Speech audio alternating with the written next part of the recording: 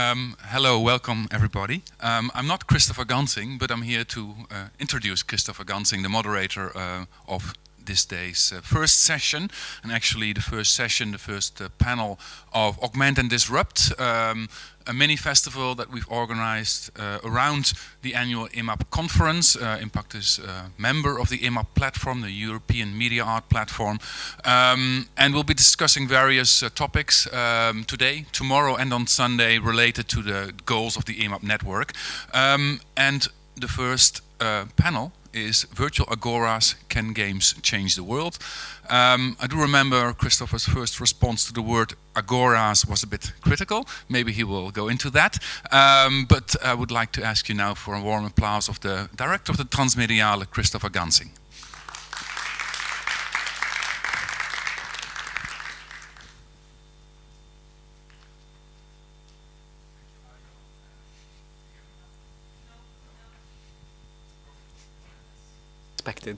And now I'm here. Okay, yeah, thank you again, Arjon.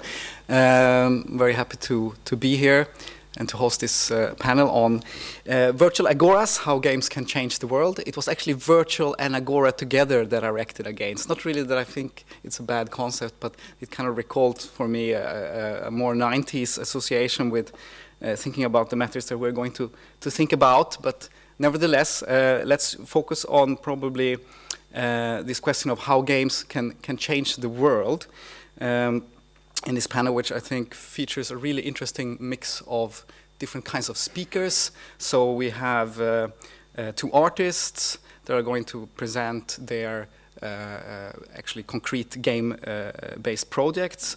We have a curator who's going to talk more about working on kind of disseminating knowledge around games, and artistic production, of course. And we also have a philosopher and lawyer or criminologist, I'm not sure, but he will elucidate also on the topic of games and resistance. And I'm going to introduce each of these speakers more in detail right before the presentations. That will be each of them 10 minutes long, very tightly scheduled panel, because we also want to have the time for a common discussion together, and also with you, of course, in the audience. And to kind of provide a little bit more of context on this topic, I just scribbled down a few notes.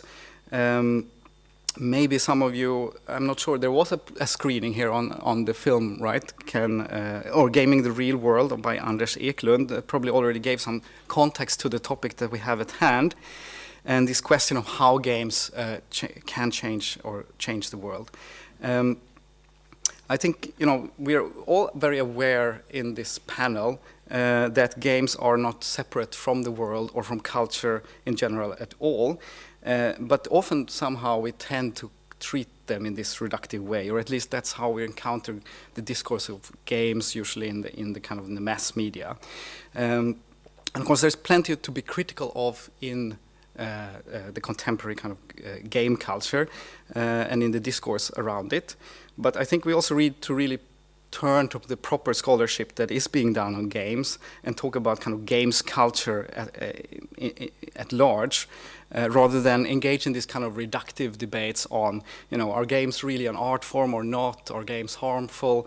Are they hurting our children or not? Like these kind of games, these kind of debates really fail to take games as part of culture into account. And also, you usually kind of tend to land then in a kind of cultural conservative position or a naive idealization of games as a kind of unique art form that is really only understood by the gamers themselves. So games are not a new cultural phenomena at all, of course, and in its most popular form, computer games, it's a multi-billion-dollar industry, and it's probably one of the main cultural industries and cultural forms today. I mean, non-screen-based games, such as board games, has seen a kind of a curious research in interest in the recent years. So there's kind of an interesting post-digital phenomena going on around games that's maybe reviving a kind of a social function of games also. And beyond games also as products, we need to think about kind of the principle of gamification, where kind of a logic of gameplay is eating itself into many spheres of everyday life. It's everything from kind of self-optimization apps to also in education you see this today, but also that has a legacy of kind of cybernetic thinking and optimization that goes already back almost a century. So this is my kind of opening statement, that there is no questions that games do change the world. They have already changed the world, because probably without games we wouldn't even have the kind of world that we have and with its kind of global digital capitalism forms. There's, as I mentioned to Marc just before going on stage, there's this book that has a 10-year anniversary this year. That's Games of Empire by Dick Dyer Whitford and Greg DePuyter, in which they kind of analyzed with a post-Marxist critique different games, such as the war game World of Warcraft, consumer platforms such as Second Life, and they showed the kind of common or the kind of affinity between the power structures and economies of empire and the kind of, let's say, the mainstream game culture and the commercial game culture. But they also looked at how games becomes by being so central to our age, sites of struggle, sites of resistance, possibly sites of social change, and in other words, how games are indeed contested territories. And I think this is what the presentations today really try to work through, and some of these kind of struggles and contestations, and hopefully they will provide us with some new ideas on how, on the worlds that are at stake and what can be done in them. And with that, I'd like to introduce the first speaker, and that is Marc Schuilenburg. And actually, maybe I should get my wireless microphone so that I can move from here and he can come and set up. And I will then moderate from there. I'm sure I'll get it sometime. So he's a philosopher and lawyer, teaches in the Department of Criminal Law and Criminology at the University of Amsterdam. He's published several books on safety, philosophy, and popular culture, including Mediapolis, The Securitization of Society. His most recent book is Hysteria, a cultural analysis that examines the political and cultural narratives of hysteria in the 21st century, which also includes a significant chapter on predictive policing and algorithms. Topics that he's also recently explored in articles on the smart city and machine justice. Please welcome then, Marc.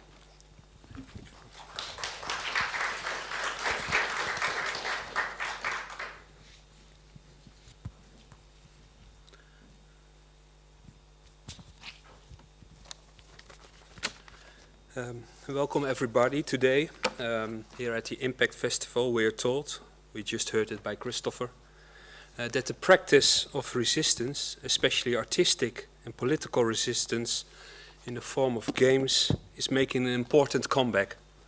We are told today that games can be seen as an example of how we can resist in a society in which we are controlled by all kinds of economical, political and cultural systems. I would like to make in the next 10 minutes 4 points in my talk where the games can facilitate new forms of resistance and how this opens up possibilities of change in our daily lives, or in the words of the title of this session, Can Games Change the World? First point. The first point I would like to make relates to the medium of games itself. If you look, for example, at games on the internet, the influence of popular culture becomes crystal clear. Millions of people pay contribution to gain access to the worlds of online games such as Fortnite, Battle Royale, League of Legends and Hearthstone. In these environments, imagination is a collective and social happening. There are codes of conduct, powerful economies and a mixture of regulation and mutual conflict management. Admittedly, the term resistance is not often connected with these type of games. Resistance is most commonly studied as an act of physical behavior in public space, such as the protest of the Yellow Vest movement in Paris nowadays, or Occupy Wall Street in New York. All protest movements driven by people's discontent with the current social and economical inequality in Western societies. So what type of games can we discern that are related to a specific form of resistance? Although there is no specific subgenre among games of resistance gaming, for instance, I like to point out 3 types of games that are of interest for this session. The first one is what I call the hijacking of other games.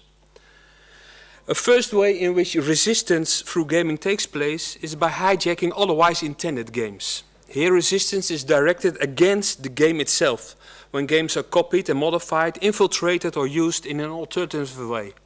Hackers, artists or political groups continue to find expression in this way by using otherwise intended games in their favor. A classic example is the game tool Velvet Strike, which delivers a counter-military graffiti that can be sprayed inside the game zone of Counter-Strike, a violent game in which terrorists are fought by SWAT teams. In an interview, one of the members of Velvet Strike stated that Velvet Strike offered resistance within the rules or protocols of Counter-Strikes. And I quote, "It started as some sort of interruption in a very particular way. It made some people inside this environment," and she's talking now about Counter-Strike, "very mad and upset, which means the project actually made sense. For a few months they mailed us, they insulted us, and they told us that they would kill us, and so on." By making the images visible for other players in the online environment, Velvet Strikes make it possible to comment in a peaceful way on the violence that occurs between terrorists and military units in Counter-Strike. Other forms of examples of this type of resistance are the games Quest for Saddam, Quest for Bush, and the Night of Bush Capturing, a virtual jihadi. The second way in which resistance through gaming takes place is to comment on the actions and power relations of major corporations. This type of resistance games is better known as anti-adver games. The main goal is to challenge players to rethink their relationship with certain companies or brands by demoting a company or brand for its wrongdoings. In these games, broad consumer issues are targeted, such as one in the earliest titles, Disaffected, which puts players in the role of demotivated employees of the FedEx Kinko's Copy franchise. The player's job is to find out why they are so frustrated. Is it incompetence or managerial malaise? Another example of these type of games is the McDonald's game, in which a player is in control of the fast food chain, encouraged but to exhaust the environment, to exploit workers and endanger customers in the pursuit of profit. You will discover all the dirty secrets that made us one of the biggest companies of the world, is the slogan of this game.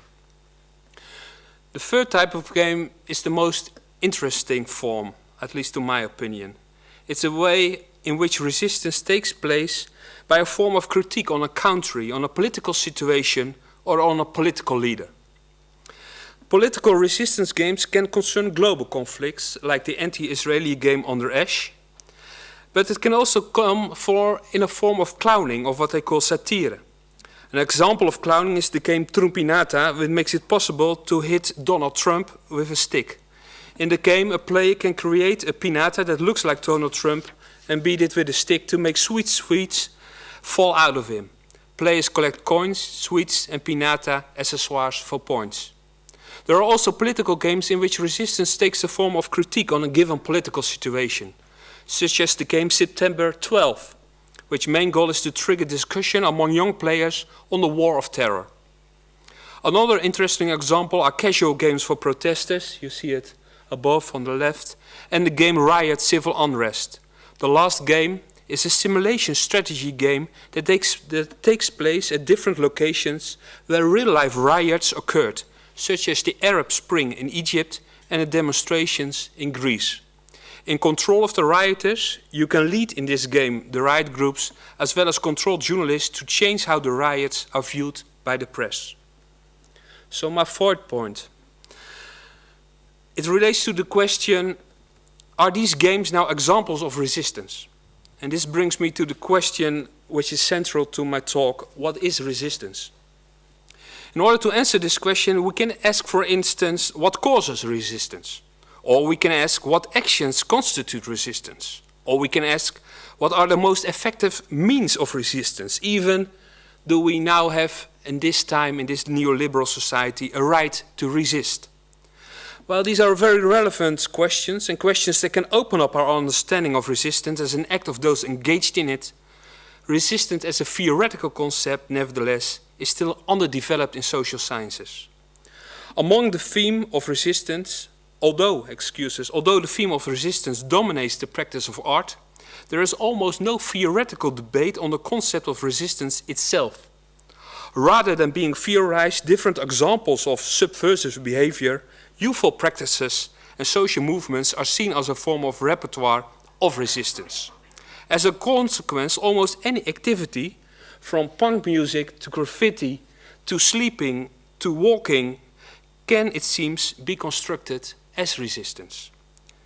So despite the fact that the label resistance is widely used and fostered in art, we are still in a very strange and a very uncomfortable position. We still don't know what we mean by resistance. We are only led to believe that the activity of resistance must be seen as a response to a definition of a certain situation in which people act. As such, resistance is mainly framed as a negative term. Re means against in Latin, meaning those personal acts exerted against cultural, social, or economic power relations that obtain at a particular moment in society. I believe a different and more radical definition of resistance is needed than the idea that resistance is about some kind of oppositional behavior.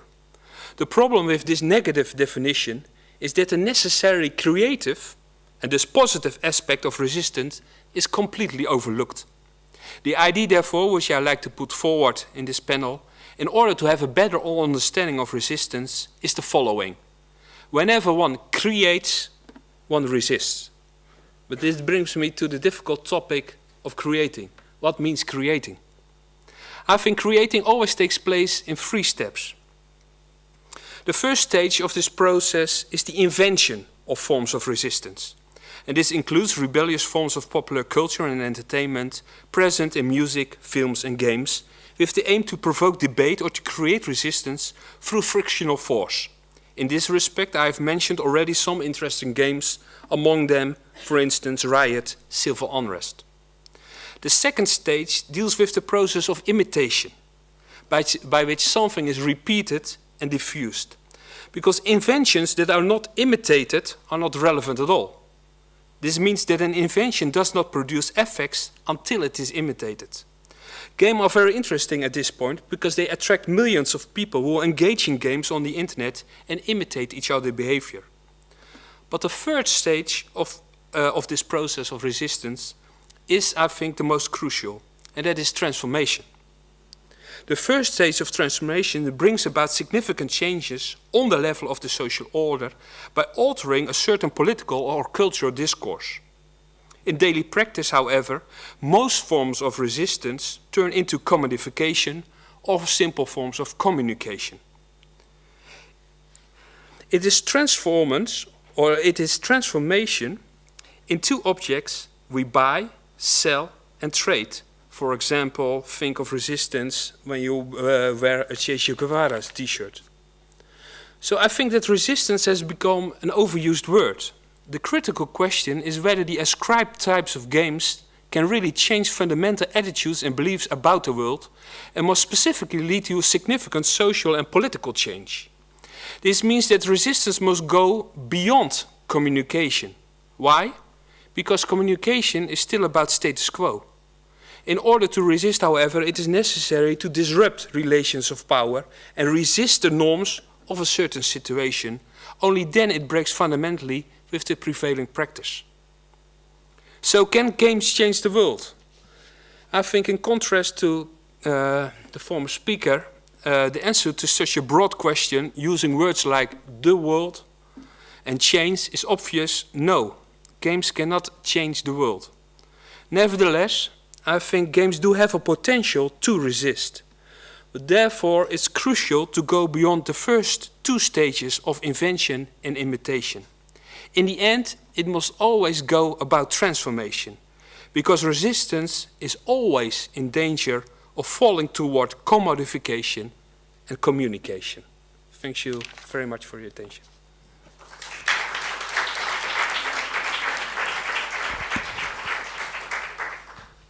Thank you, Mark. So there will be time for questions later on. We'll move swiftly to Lesley Taker, who is a Liverpool-based arts producer, curator and writer, and she works as exhibitions manager and curator at FACT, the Foundation for Art and Creative Technology in Liverpool, as I'm sure already most of you know it. Lesley works with the ways in which technology is changing contemporary art practice and discourse, and also with artworks that deal with different kinds of identities, with fluid identities, shifting truths, unstable narratives. And well, she will be talking about a specific project, I think, today, which is States of Play, Role Play, Reality, which is a recent FACT exhibition dealing with games. So please welcome Lesley Taker. Thank you. I'm a little bit shorter. So thank you, firstly, to Ion for the invitation. I'm going to talk, as Kristoffer said, a little bit about Role Play Reality, which is an exhibition that I co-curated last year at FACT with Lucy Solit. It's very interesting, actually, because Lucy at the time was working at DCMS, which is the UK body that governs culture and funds culture. And so she had been doing a lot of cross-engagement work between the art world and legislation and policy making, but it also crossed over into the games environment. So it created a very fertile ground for discussion, and we brought very different viewpoints to it. So what I'm going to do is I'm going to really briefly talk you through the show, give you a trailer and give you some images to kind of create the vibe that we made, and talk a little bit about the main themes of the exhibition. So this was our kind of pitch line. This is what we wanted to do. We wanted to create a group show that had lots of different perspectives in it, but ultimately felt immersive, participatory. We had both seen a lot of gaming shows that were either about critical games, social games, political games, and felt very niche and very narrowed down. Or we'd seen more expansive shows that presented games that a gamer would never want to play in that situation, nor would a normal person. So, you know, the screen on the wall and a mouse shelf exposed to everyone. So we wanted to really engage with this idea of creating spaces. So we wanted to make the space feel like when you walked in, you were walking into another world, and immediately invite people to transform perspective and for them to suspend the reality in order to investigate the fantasy person they could be, the fantasy of other people. So we were very much driven by issues of empathy, issues of perspective, and also of underrepresentation. And we wanted to really create these dialogues between the games that we put in. So we put in artist-made games, we put in artworks that utilized game engines, game theory, great game frameworks, but we also invited studios. So be that, or not just studios, but also independent games makers. So that ranged from games that were created on Twitch all the way through to like Bluehole Studios with Players Unknown Battlegrounds. So I'm going to really quickly just play a little trailer. I apologize that my former self will haunt me at some point and say something, which I hate, but... Oh, the sound. States of Play Role Play Reality is an exhibition that really examines games, game culture... Can you turn the sound up? Sorry. Through the lens of role play. I love this space. I like it because it's texture. States of Play Role Play Reality is an exhibition that really examines games, game culture, and how artists are interacting with games through the lens of role play. I love this space. I like it because it's textural, so there's a bit of a dialogue there between physical reality and virtual reality. I really like that. I really enjoyed the exhibition. I think it's a great collection of work. A piece that really stood out for me was work by Brendan Johnson, I think, and it's just great to see conversations to do with race and gender happening as part of this sort of work. Lots of people think of games as just escapism and they're just something to dive into to get away from the real world, but they also have the potential to be able to open up new worlds for you so you can experience other people's version of the world you know.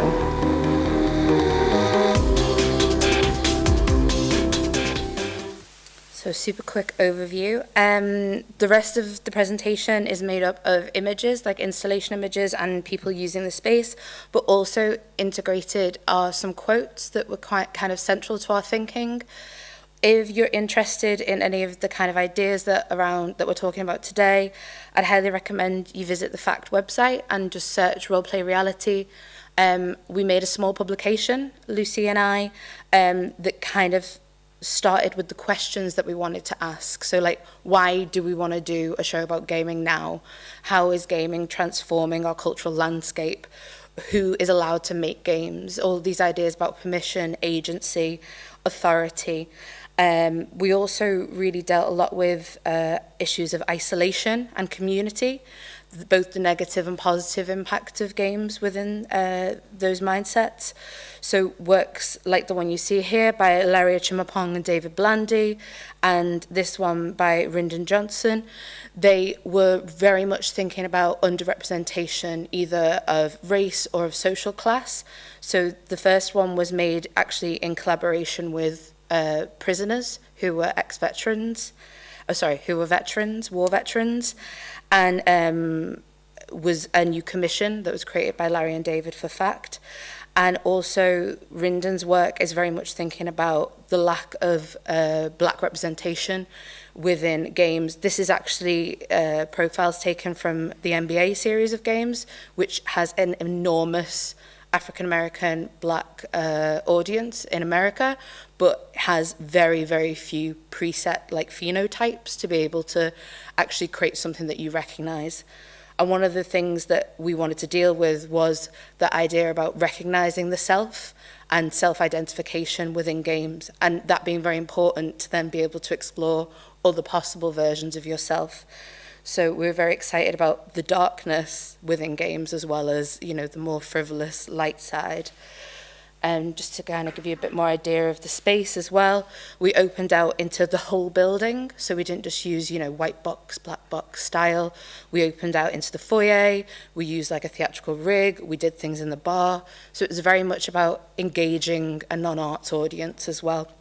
And it was actually our most successful exhibition for a very long time, with the highest kind of visitor numbers and the highest visitor engagement, but particularly the most repeat visits and the most dwell time, because people felt like they could own the space and utilize the space, which I think is very illustrative about how people feel about the construction of game worlds.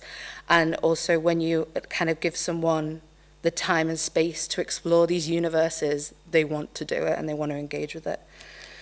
So one of the main quotes that we were really excited by was this Alan Watts quote, who is a recently deceased British philosopher. And it's actually taken from the soundtrack of David O'Reilly's Everything, which is a game I'll show you a still of the installation, where you can actually play the role of anything in the universe of the game. So you start as a caterpillar, you bump into a zebra, you can see the world from the zebra's point of view, you bump into a tree, you become the tree. So it's very much about this like multiple world view and like layered universes. And we really liked this Alan Watts quote to kind of start thinking about where we wanted to go with the exhibition. This is an installation shot of Everything. Another thing that we wanted to do was create this idea initially of varied perspectives immediately. So we used, as a very lovely visitor said in the video, a lot of textures and reflection. And we used mirrors a lot and shadow. So we actually created a space in which you felt quite performative, but also there were spaces where you felt maybe a little quieter, a little safer, when the games possibly were a little bit darker. So we had this kind of contrast of a playground feeling space with a very like austere space as well. And we presented them more violent because we did have very violent works in the show and shows that dealt with like sexual harassment and online trolling. And so we presented those in a slightly different space because they needed the room to be able to have that dialogue between themselves. So this quote as well is one of my favorites. And it's about escapism. It's from the game Firewatch, and it's by a voiceover character that exists in that game. And it's essentially just saying about enjoying the space that the main character is in, and that is a completely legitimate choice for them to enjoy the experience of being in their world and navigating that world. So this was something we really wanted to encourage for the visitors, and was something that we wanted to reflect, that games actually create this escapism, but you're not escaping yourself, your identity, your real world, your politics, your bias, but it gives you the opportunity to spend that in a fantastical space and interrogate it much more deeply. So again, just a couple more pictures to kind of show you.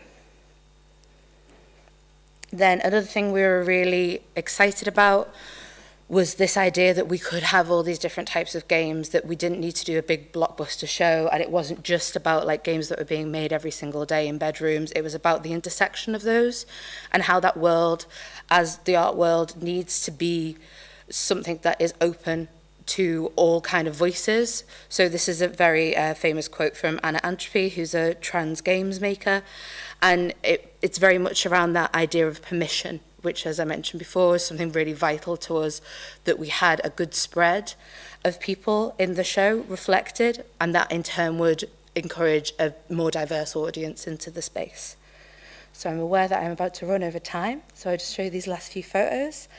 And I'm going to end on this Zizek quote, which was one of the things that inspired kind of the viewpoint of the show, is that these spaces, these game spaces, are not separate from our world. They're not in isolation, as Marc was mentioning earlier, that they are spaces of, and as Kristoffer said, of the contested territories, the spaces that need to be interrogated.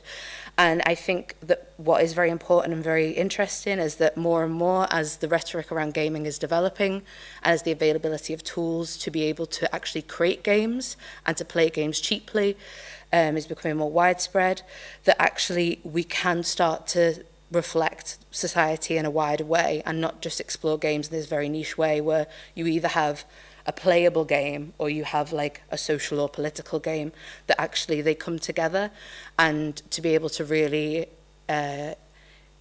interrogate that as an art form or as a cultural process, I think is very interesting. So yeah, that's me. Thank you.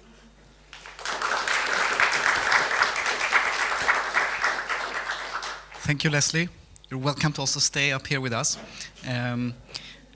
Wouter Moraal is the next speaker, and he's one of the artists that is also part of the residency programs of IMAP, namely at Werklights. And he studied at media technology at Leiden University and works, I think, a lot with issues of security and privacy in digital culture, but he's also developed 2 board games, or at least one, which is called Artificial IMPAKT, a game about understanding the workings of deep learning algorithms and the dark sides of them, and the use of them by different institutions. And for his residency, he is developing a new board game called Race Against the Regime, and he will be talking about that now. Please welcome. Thank you. Thanks. Yes. So I'm the artist in residence for Werklights in Germany, and I'm really excited to be working on a board game about resistance, and it's called, or it's going to be called, Race Against the Regime. And just to give a quick look at who I am, you told a little bit about me. Like, I do like to work with security and privacy, and in a creative way with end users or with normal people, to see how their privacy situation is and to give them advice. And also I like to be critical about new technologies and new media. So I made this board game about artificial intelligence, where you also get a sense of the impact that it could have on people's lives when an automated system makes decisions about you, which could be very destructive. So why I wanted to make this game is actually because I saw that in the world today there are a lot of countries which are kind of sliding from democracy towards more authoritarian government types. We saw that in the US, for example, with the election of Donald Trump, where he began to attack the media and also using his powers to impose all kinds of restrictions on travels and stuff. But also in countries like Hungary and Poland and many other countries where, for example, the judicial system is under attack. And so I thought maybe it's really good to have a game which kind of helps people to see what resistance, as Marc said, could be like in a situation like that.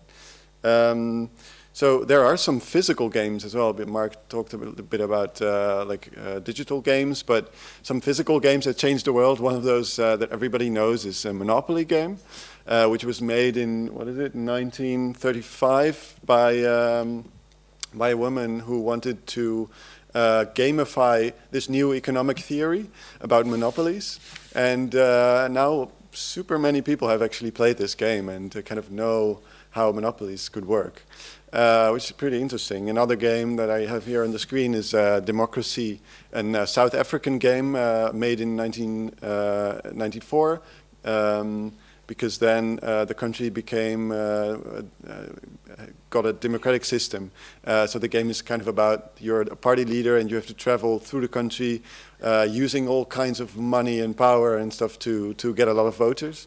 And this third game, the third game is, the game Train is very new. It's a game where you have to put a lot of people into trains in the most smart way, but when you're playing the game, you're actually realizing that you're putting a lot of people in trains that go to Auschwitz, which is like a pretty interesting way to really let people experience some kind of techno-horrific situations that occurred in the past. So the goals of the game that I want to make are kind of, I want to make a fun game. It should be nice to play. The other goal is I want to give citizens and also maybe activists an idea of what kinds of methods they could actually use to, as Marc said, maybe resist these authoritarian governments. And actually a word that a scientist called Gene Sharp, he's very old now, but he's spent his life researching nonviolent activism. And he prefers to use the term non-cooperation and methods for non-cooperation in these types of situations. I think that term might also be a little less problematic to use than resistance, but maybe Marc and I can talk about that later. And then, because with non-cooperation, you're kind of like not cooperating with the masses, with the norms.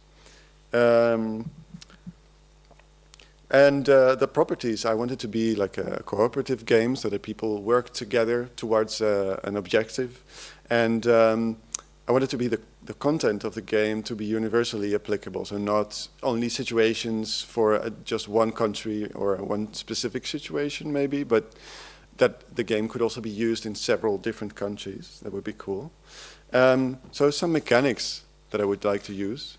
There's one very famous game, it's called Pandemic, and it's about fighting together against a disease which is spreading over the world or through a country. And this game was actually made in several different types. There's even a Dutch version where you have to fight against floodings together. So this game mechanic is something I definitely want to look more into and see if I can adapt it to this situation where you have to fight against the virus of the dictator, for example, and some other games like the Democracy game I just showed you, which has some interesting mechanics in there. So a possible form would be using cards and tiles and cubes, but also maybe instead of a game board, I could imagine using the map of the local country where the game is played. For example, if you play it with German people, you use a map of Germany. If you play it in whatever, Bangladesh, you use a map of that country. And then maybe VR components could be used as well. And please grab your phone. If you have a QR code scanner, please try to scan this thing. And if not, you can always type in the link that's up there to get a view of what it looks like. And I'll show you here. Did everybody scan it? I can show a little bit on the screen as well how that could look. Yes, so going to switch to the browser. Yeah, so you can actually look around in this picture to see if there might be any surveillance cameras. And this could be part of the game where you want to do an action, for example, and this action needs you to get past a certain point without being seen, and then you have to check if there are any cameras, and if there are, then maybe you have a problem. So you can, see, look around and see if there's anything. Switching back.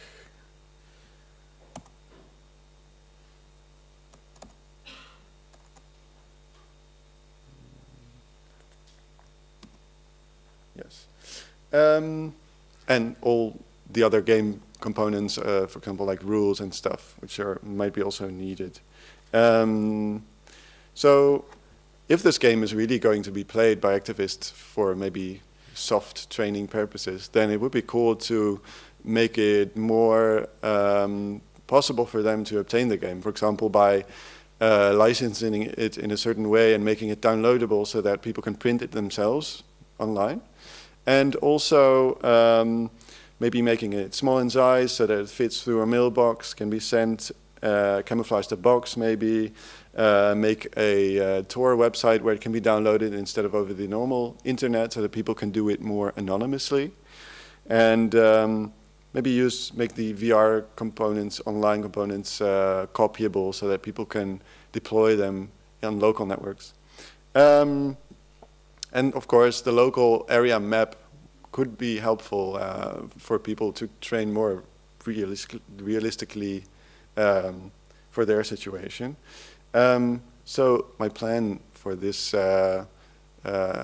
next half year is basically do some domain research about like what type of methods do authoritarian regimes use, what do activists use all over the world, and how can I use that in the game? So researching a lot of games as well and game mechanics. Prototyping and testing and stuff I'm also going to do in the residency period. So that was my my presentation. Thank you very much.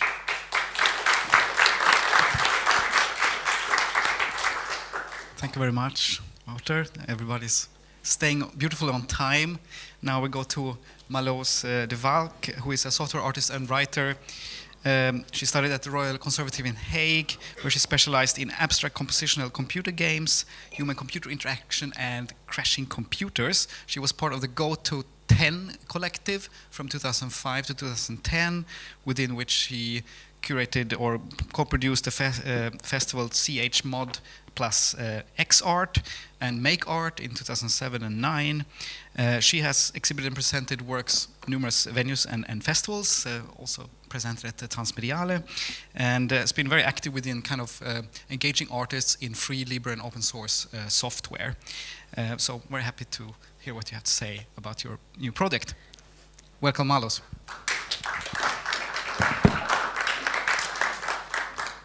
Thank you so much for the nice introduction. Yes, I'm going to talk about a new project called What Remains, which has been kindly supported by many institutes. It's a game for the NES, the Nintendo Entertainment System, from 1985.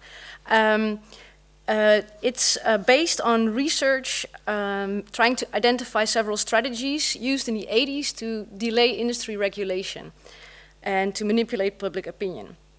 So it's looking at fake news basically from a historical angle. And yes, it's released on the original hardware, and we're using recycled cartridges to make several, like a limited edition of the game, trying to not make more plastics come into the world.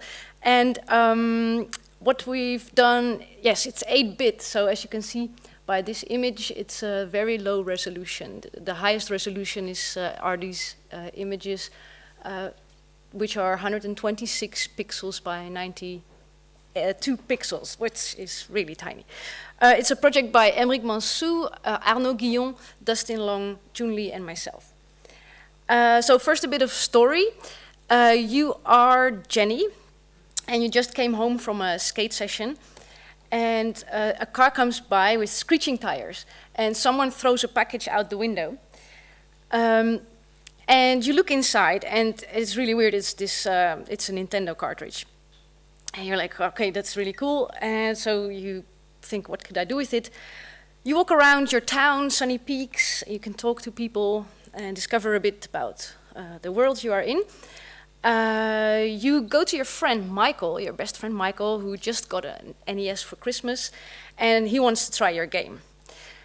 You can walk around a bit more, discover a bit more about your town. You go to the local aerobic studio and to the tobacco shop.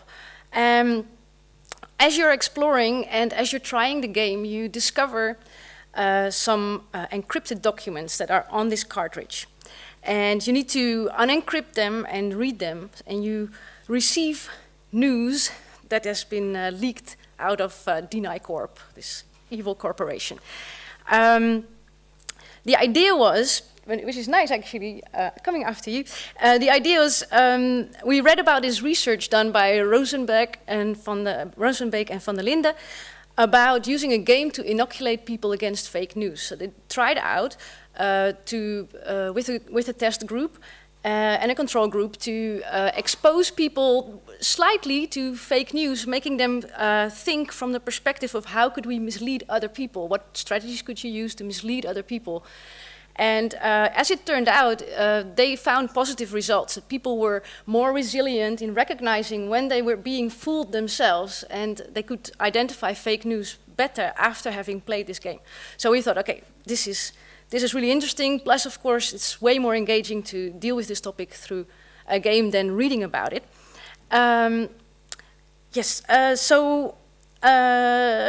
We ended up making a game. And why the 80s? So the 80s are echoing a lot lately, as you can see. In this decade, the damage of industrial capitalism became super visible. There was acid rain, there was the hole in the ozone layer, there was global warming there was a consensus reached by scientists about these problems, while at the same time neoliberalism took a huge flight with Reagan and Thatcher. And neoliberalism wants to solve all problems through free market and ignoring that there is no financial incentive to trigger this market-driven problem solving. Yes, while scientists reached a consensus, simultaneously industry launched massively funded campaigns to misinform the public and cause people to doubt whether there was really substantial evidence about the hole in the ozone layer and what caused it and global warming. So what I did, I researched a lot of documents from that decade, tried to group them and find overarching strategies, and I'll show you 3 briefly. One is control the narrative surrounding your industry, and I'll show you an example. This is a Washington Post advertisement from 1982. Acid rain, the real issue is whether you have all the facts. If you fill in this coupon, because you didn't know if you had all the facts, you would receive this booklet, which would enlighten you about acid rain, an updated perspective, written by Alan Katzenstein. And here this is a shot from inside the booklet. It's very beneficial, acid rain, as it turns out. It has fertilizing value for plants. Also, this is really funny. This is pH value explanation, where you see that actually bananas and tomatoes and even carrots are acid, just as acid as the rain that is the subject of all these scare headlines in the news media. Then there's another booklet that you could receive by the same writer, Environmental Tobacco Smoke and the Risk of Lung Cancer, How Convincing is the Evidence? Well, if you read the booklet, you would find out it is not that convincing. Katzenstein did a total amount of 62 TV, radio, and news interviews in 1987. He was really prolific. And here he is on TV posing as an air quality expert, but he was the head of a PR agency, and he had an MBA. He really had no idea about lung cancer. In the game, we have Alan Kittenstein from PR agency Alan Kittenstein Associates, and because DeNiCorp was really worried about people panicking about acid rain, having an energy branch and all, so yeah, panic, as we all know, is not good for docile consumerism, so something had to be done. You, Jenny, have to do something. You discover this information, and you can spread the news via, by actually literally blowing the whistle and talking to people, and spreading the news. And everyone was just responding differently. This guy is quite surprised that, you know, if someone owns the newspaper, do you reckon it influences what the newspaper publishes? And this guy is really upset. Strategy 2. Appear to be fighting for the people while letting the people fight for you. This is a very good strategy. You can make a think tank or a policy group or whatnot, make it sound bottom up like this, Citizens for a Sound Economy. Sounds pretty bottom up, but it was funded by sugar, oil and tobacco industry, and it was started by David Koch of Koch brothers, who most of you will have heard about the Koch brothers. They turned out to be behind the Tea Party protests. The Tea Party protests were grassroots demonstrations of citizens who were against taxes and pro-freedom. And it was really, like 99% of them were like totally upfront and honest about this, but it was all organized by Citizens for a Sound Economy, and it was only discovered in 2012 when FreedomWorks, that was like the follow-up of Citizens for a Sound Economy, documents leaked. So, yes, this is an excellent strategy because, yeah, you can use people for your own cause, and it's confusing individual freedom with corporate freedom in a very clever way, where it's not about freedom at all, it's about accountability of the impact of an industry on society. But it works really well. So we have an AstroTurf stage in the game with a protest, and you have to get this, you have to spread the information about John Donson. He's an industry-friendly mayor, he's about to be elected, and you have to make sure people know who funds this guy. Strategy number 3, distract. It comes in 3 steps. First, you focus on a problem that is bigger than the one your industry is causing. Then the second step is to offer a technical solution. And if that doesn't work, there's step 3, mention that people can adapt to your problem, which has been done by scientists in this report, 1983 report called Changing Climate, which was meant to inform the American Congress about global warming. There was a chapter by an economist called Tom Schelling, and he wrote in his chapter, not only have people moved, but they have taken with them their horses, dogs, children, technologies, crops, livestock, and hobbies. It's extraordinary how adaptable people can be in moving to drastically different climates. And yeah, when you hear that now, when people are actually starting to migrate because of changing climates and how we've been responding to it in Europe and in the West, that's quite shocking. In the game, things are a little bit more epic. There is not a foreign invasion, but an alien invasion. The solution that DeNiCorp has come up with is brilliant. You nuke the aliens, and the bombs accidentally fall on Earth, causing a nuclear winter, which was an actual theory from the 80s, cooling the Earth, having to burn more fossil fuels, provided by DeNiCorp, to warm it up again. So this is technical solution and distraction in one.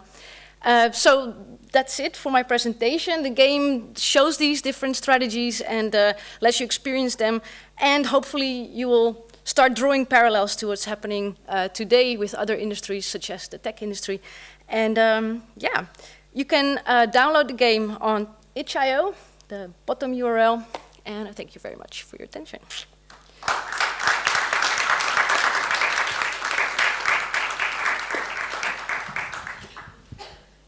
All right, thank you very much. Thank you all for this really rich, intensively short and information-rich presentations. I was asked actually to employ some kind of moderation technique that I remember now that I forgot to to convey to you, but we can try it anyway as a kind of an opener. If it fails, don't worry, because I have some questions of my own, and you too probably. But could you provide maybe a short remark or a question to any of the other presenters? So did anybody of you during the other presentations think, I'm going to ask this, or I need to comment on this particular thing? Let's start with that, or come back to it later. But Well, yeah, that was one thing. Yeah. Because I was saying it in my presentation as well, that Marc said something about resistance as a term, and I was wondering what he thinks about non-cooperation as a term. Do they, in use, could they overlap, or is that useful as well in your context? Tell me one again, which concept you're referring to? Non-cooperation instead of Non-cooperation. resistance. Well, in a certain way, I have to apologize for this audience, because always when I tell people that to resist is to create, and that I don't think we create a lot in this world, especially artists are always offended by this definition. Because everybody, especially in the practice of art, loves to resist, I found out. But for me, resistance is about creating. And you can only create if you alter the language or the practice you're in. Otherwise you're not creating, because you're on the same level. And that's called communication. So your idea of becoming passive is for me not resistance. It only becomes resistance if all the world becomes passive and nobody moves anymore, because then the given situation has come to an end. But purely be against something is for me no resistance, because then everything can be resistance and the concept has no value in itself anymore. So that's why I discern 3 stages. And the last stage, transformation, I know it's the most difficult. But to give a very simple example what I mean in a totally different practice, if you're okay with it. The practice of sport. We all know what high jumping is, and how did we high jump to go above a certain 1 or 2 meters. We did it for years, I think till 1974, by our belly. Just we went this way up. And then Dick Flusbury came on the scene, and he invented that you can jump higher if you go with your back. If you jump with your back first. After Dick Flusbury invented this one, the whole practice of high jumping completely changed. So in that way he resisted a common practice, he invented a new way of high jumping, and it transformed the practice that everybody now, nobody jumps with his belly first. In this way I think that is a form of resistance. The same way in art, for instance, with Mondrian or anywhere else, they completely altered a given practice. So I think the end goal is always to transform, in a political sense, if you talk about political games, a political situation. And that's incredibly, like Occupy showed, like the Yellow Vest is now shown, is incredibly difficult. But in the end, I think that must be the goal. So staying passive is for me not resisting. Because the given situation does not change at all. It stays the same. So it's still communication for me. And communication is always on the same level. But don't be offended. Like I said, it's also in science to invent a new language in science, or it's so difficult. But otherwise, everything can be resistance. Like I said, sleeping, walking, everything can be resistance. But for me, then the whole concept of change, like the title of this panel, or resistance, the word itself has no meaning at all. But yeah, words are always only have a meaning in context, and non-cooperation in a certain context can definitely be a resistance. In the first and the second stage, not in the. But my aim is to go to the third stage of transformation. Yeah, But otherwise, the practice stays the same. Yeah, but if you stick with the metaphor of the high jump, if you stop high jumping because you want to challenge competition, Yeah. not just change the way you compete, then it can be transformative if everyone else is inspired by your action and stops competing. Definitely, but So but then we're on the third stage yeah, of exactly. transformation. So in that case, it can be transformative. Okay, but like I said, but then, and I totally agree with you, then it has to be imitated, other people are doing it, and so on and so on. Yeah. That's why I find games also very interesting. But because the opposite of monopoly, of games, if you look now at the internet, it's played by, 5, 6, 7 million people at once. So you're reaching out to a population that's incredible and totally different than old board games or old ways of gaming. And that in that way, I find it very interesting to take into account what's happening on the whole idea of resistance in gaming. It's very interesting. My only point is that as a philosopher, I'm talking now as a philosopher, it's very difficult to resist. Very difficult. Yes. It's yeah. That absolutely, I think anyone who tries agrees. And but Monopoly is an interesting example, especially when it comes to non-cooperation, because Monopoly was started out as a way to show actually that monopolies are bad. Then now people who were playing it actually are experiencing more as an entertainment. Yeah. And like Peter Thiel says it out loud, competition is for losers, you should always aim for monopoly. And it's kind of normalized way of thinking now. And so now, if you play Monopoly, the resistance would be into reversing actually back to the original meaning, which is not cooperating with the current status quo of seeing Monopoly as normal and good.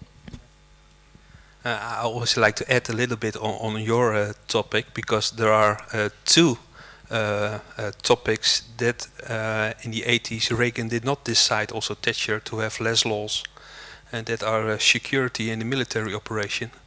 So they invested a lot of money in the police corps and in the military.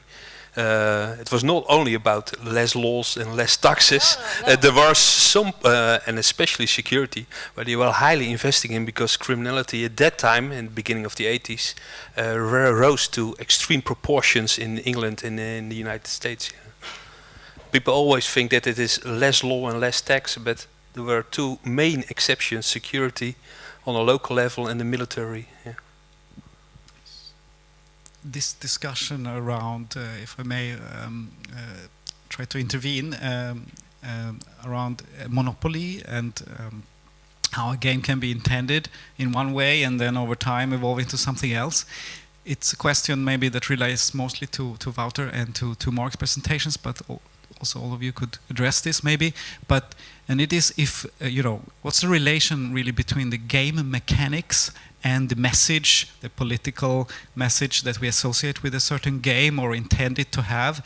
Also the trains example show this in a very cruel way, that it seems to be actually arbitrary. And in order to discuss this, I would also have liked to have seen more reflection on, or even examples of what game mechanics you would use in your board game to bring about resistance. And whether you agree that this relation is a bit arbitrary or not. So what do you mean by arbitrary relationship? Because, of course, form and content are always interconnected and have influenced each other, right? So the example of the train game, where the mechanic is putting wooden statues into these miniature train carriages, is the game mechanic, but then the message around the game is kind of the I mean, I haven't played it myself, but from what I've read and heard, it's about the efficiency, drive towards efficiency, and also the historical happenings of the Holocaust. And if you would have another form, for example, then this might not be as effectively communicated, I think. It's also that like classic example of the hidden narrative, right? That we all encounter in video games and like film, that you assume you have agency, you assume you have control, and you're wandering around this universe, and that you assume that your actions build towards some kind of crescendo that is winning, but actually you're at the mercy of the design of the game, the framework of the game, the bias of the writer, and you, even when it's explicit that there is something revealed to you that you've understood everything wrong. Like there's a really nice Gladys quote from Portal where she says, you've done absolutely everything wrong in your life up to now, including this, when you're talking to her about the revelation of the things that you've done wrong in the game. And it's that idea that you don't understand the context that you're in a lot of the time until you hit like a wall or some resolution. And why gaming is such a fertile like space for that, and I think also things like VR are very fertile spaces for that, is that you feel very intimate and you feel like you have control of the situation, but then it's like revealed to you that you absolutely don't in any way, shape or form, which I find like super interesting.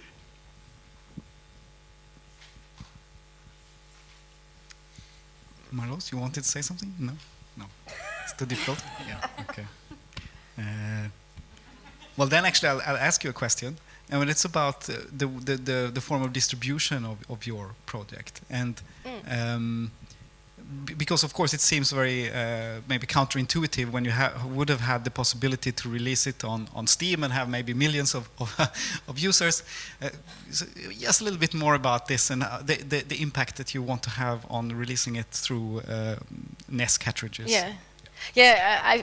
We are releasing it in two ways. So we're releasing it also via freely downloadable ROM on itch.io, and yeah, we chose to do it on itch.io because it's you can ask people who want to download your game for a voluntary contribution and not just say it costs X amount of euros or dollars.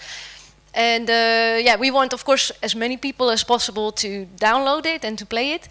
But it is rather specific, this game. I mean, it's not for everyone. It's for people who love retro gaming. And so that's our target audience. And I think they will find us. And to be able to make this project that we worked on for 2 years, we also had to think of a business model, because this is part of the of the whole thing. Like, if you make a project, you have to make it work.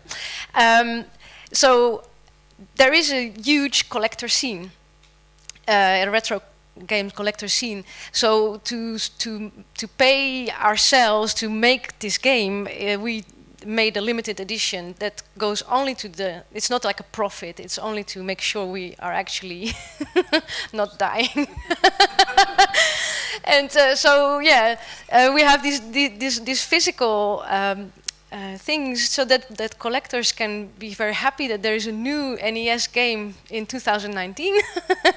and yeah, and that we could actually make it happen. So, and yeah, we wanted to make it make something that is not for the white cube, and in this case we had really targeted retro gamers and collectors to realize this, and it's not a uniform audience, so we didn't feel like we were preaching for the choir.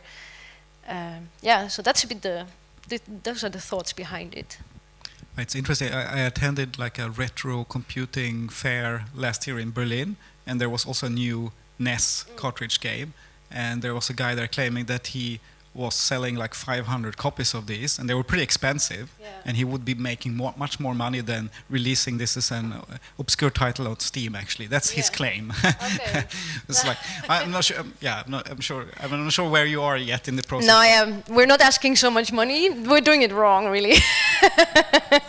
And we only make very small amount because we're making it from recycled cartridges. It's so much work.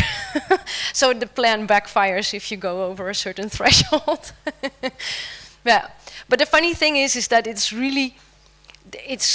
I kind of believe this guy in the sense that there's so much demand that we got emails like we didn't even finish the game yet, and we got emails of like, we heard there's a new release.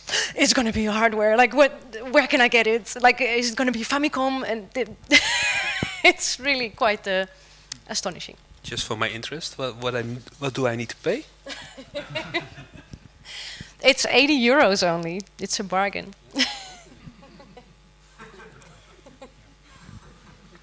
Can sign up here. No. So we should also open up to the audience. Probably might be a mic, or is it this mic that I have to handle? Okay, yeah. So people should. Yeah, there's already a question up there. Thank you. Is it on? Yes. I just wanted to kind of continue. I'm not sure if we're doing introductions. My name's Alexine. Thank you for all of your very interesting presentations. This isn't a question for anyone specifically, but I wanted to continue on this topic of resistance, creation, and control. And what I'm thinking about is that through a lot of your presentations, we're thinking about the operation of the creators of the games, the producers of the games, as creating these forms of resistance or activism, let's say. But how, I guess, do we look at the participants of the game, and where are they actually becoming part of this as an act of resistance, or where does that become possible, or are they just witnesses, or maybe we can talk about the actual gamers themselves and where these forms of resistance or control or cooperation or etc. fall into place. Does that make sense? The gamers, not just the producers. Shall I start? I was thinking about in this race against the regime, having the players play together in the roles of activists. So they each get a card with a specific activist role, maybe a journalist or a graffiti artist, a politician, several roles. And they really play from this perspective against this one entity, which is the governing entity of the country, which does all kinds of things, and they can't really know what's coming. But then they, as the activists in the game, have to react to what that thing is doing, and gain as much following in the country as possible. So they really play from the perspective of activists in different roles.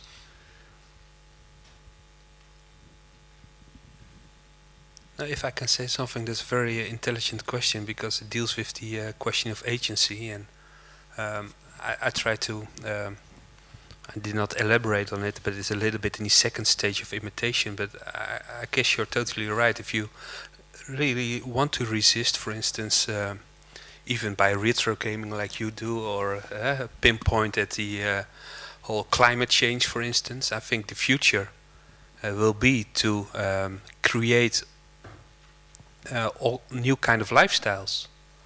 If you look away in the current situation we're now in, with this neoliberal dogmatic way of thinking, and also this whole climate change which is hitting upon us, I think the task, if you really want to resist this situation we're now in, is to create a new type of lifestyle. And I think what you do, or also what you try to do, is at least offer some potential for it to radically rethink the way we act and the way we live nowadays, and what does that mean for future generations.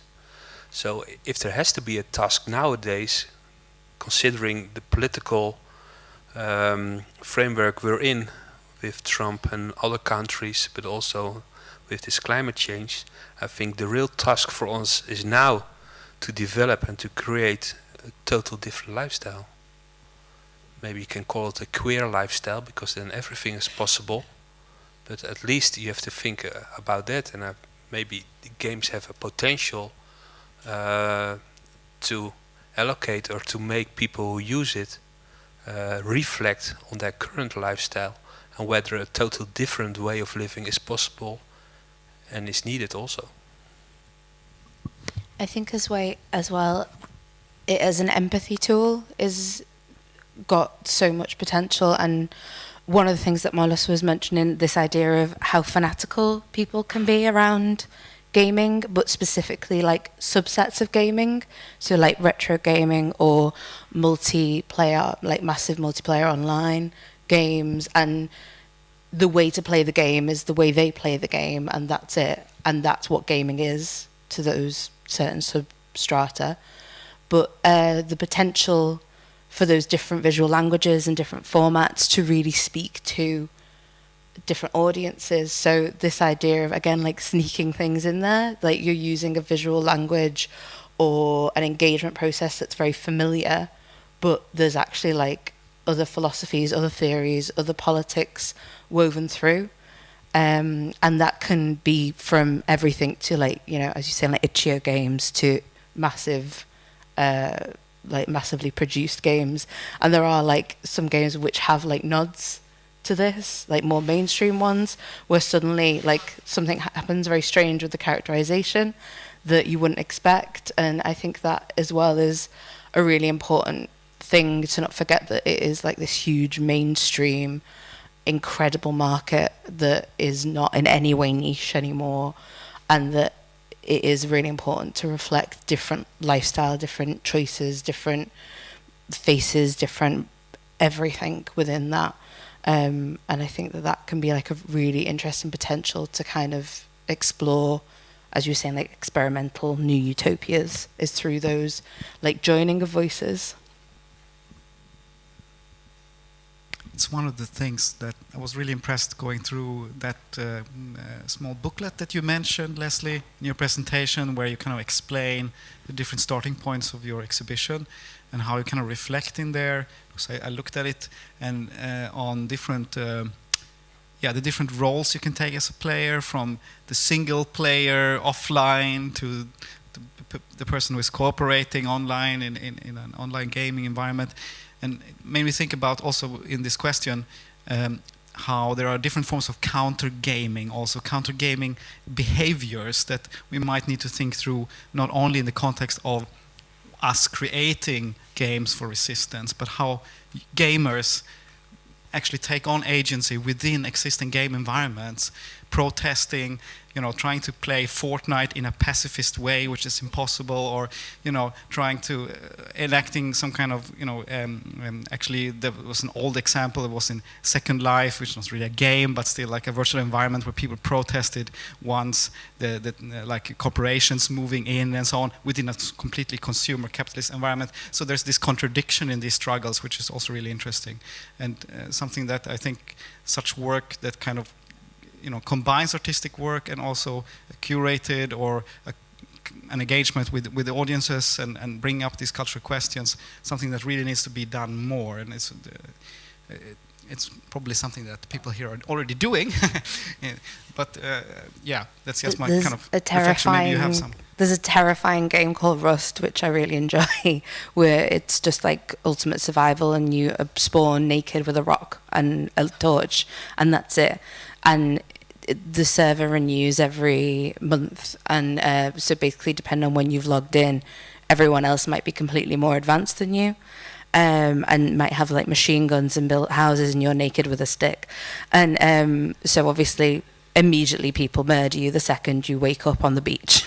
Like, but there's an artist, I completely forgot her name, it's really bad, and she was basically staging like pacifist interventions within the game, and they're really interesting. And she was doing a whole series of workshops where they would build communes specifically around the areas where like newbies would spawn, so that they would protect them. And so it was really interesting to try and see like this kind of dialogue happening, when on the one hand you have people who are playing it for that artistic point, and then on the other hand you've got like, let's say, probably a 12-year-old kid who is just like, I really need to kill all those people because that's the mission in the game. And seeing those two things collide in real time is just like really satisfying. Not horrifying, no. Oh, it's Eloise Bonnever. Sorry, I remembered her name. So we're running out of time, but there is more questions, so I think we should take at least question. Okay, try to do this short. It's a bit difficult. Thank you very much for your very interesting projects. So, actually, coming back to the concept of resistance, because I probably didn't really understand, because to me resistance has not to do so much with changing a medium of art or something like that, because you came back to Mondrian, and to me, you know, he understood his context where he was working in very well, so it was kind of easy to change this context and to change art in this time.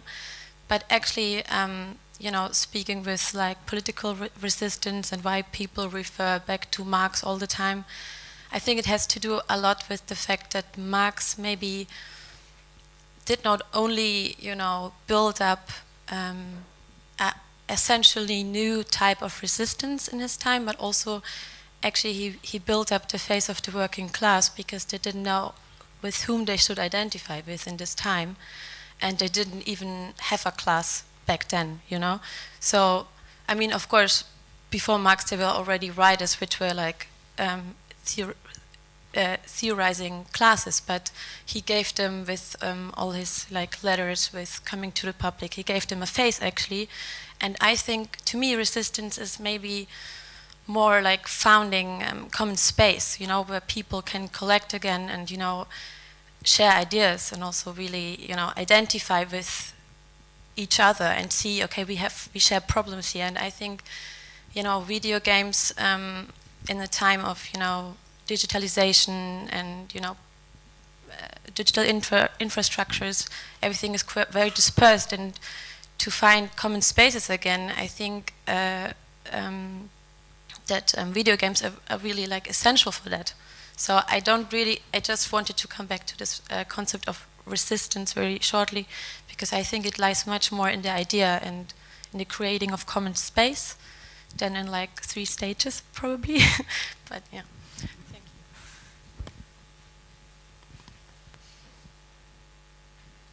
I do think we addressed some of these issues already, or different aspects of it. Wasn't that like clear cut as you critiqued it? But if somebody has a response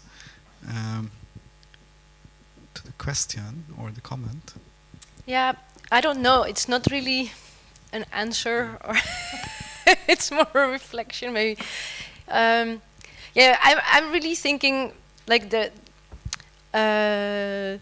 like in the game that I worked on, the main strategy to counter disinformation is collective action. Like you have to join. This is a massive spoiler, but they have to join a group and resist together. You cannot do it alone. And I think in your project there is also this idea of you're pointing to strategies and methods that you can use collectively, right? This is not going to be a solo kind of one-person shooter thing. So yeah, I think collective action and indeed spaces where you can create this space for it and find each other. That's absolutely valid point. That is goes above the 3 steps, or it's part of step 3. I'm not sure. Yeah, and I wanted to point to something that games also do, and gamification is kind of for me it's the opposite of that. Like it's to try to make individuals behave a certain way or do something that they really don't want to do out of their own accord, spontaneously, and then use game mechanics to trigger a desired behavior. And I think for any game project or tech development that touches on things like that would use gamification, it's really, I find that hugely problematic, because it's really about manipulation and a top-down strategy to create activity or generate activity instead of participatory and intrinsically motivated movement. I forgot the question in the end very quickly. Yeah, no, Thank you, but I actually wanted to ask, like in the end, do you think it's possible that there will be somebody like Marx, to define identities again? I'm sure it's not just another working class, but do you think with your art you can actually, or you see it in the future happening somehow? Sorry. The question. Oh, thanks. No, this happens continuously, I think, also by all kinds of activists and by scientists or journalists or whoever is in kind of being activistic, I guess.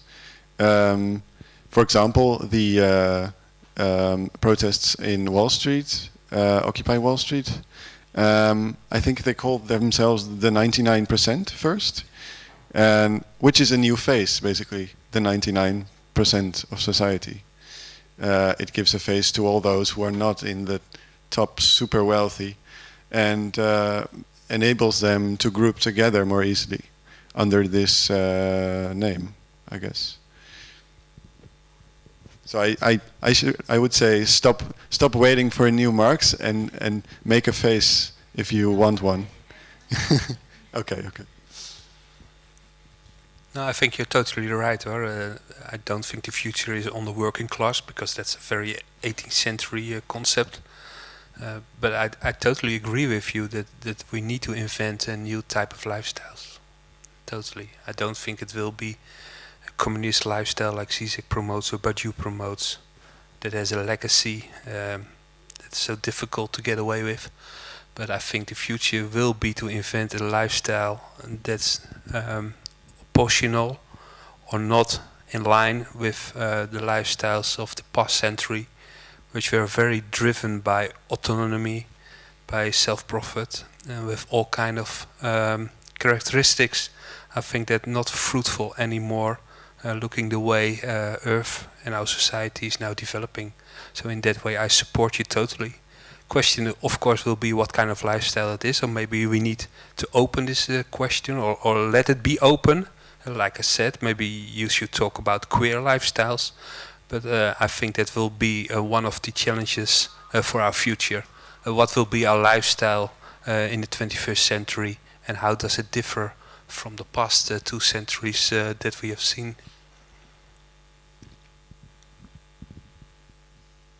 Any takers for final words? Then we will let this be the final words. We've moved from games and virtual agoras to question of what's the future of of everything. No, but of our lifestyle actually in connection with games often comes up, of course, and there are plenty of scholarships already on this, I think, but there will be plenty of more artistic works and theory on this topic for sure. But we will close here and continue probably in the next days with further similar discussions. Thank you very much, and thank you for listening.